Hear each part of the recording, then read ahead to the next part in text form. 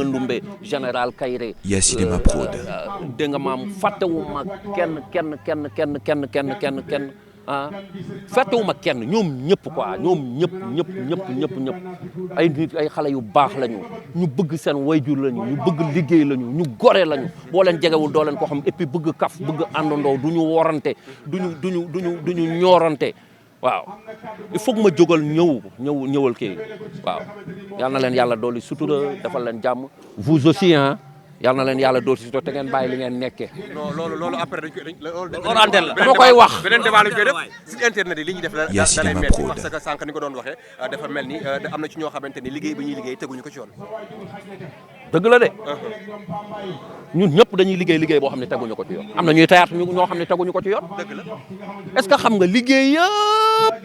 mécanicien yeeg menuisier bois yeeg ñëpp am na ñoo xam ne li ñuy liggéey duñ ko teg ci yoon mais yéen da ngeen a taal ku ne ñun yéen a ñu taal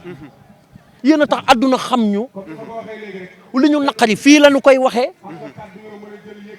ñenn ñi bu ñu feebaree yéen a leen di dimbali ndax yéen a koy siiwal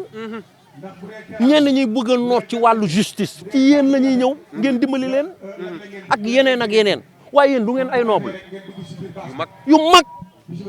ay noble waaye yéen lu tax nag fu ñu leen tudd rek ñooña waaf looy ree dafa am ñu doy waar ci ñun. waray waay ça. loolu après la loolu dañu lay seet si merci beaucoup. D'accord ça merci. YACINEMA TV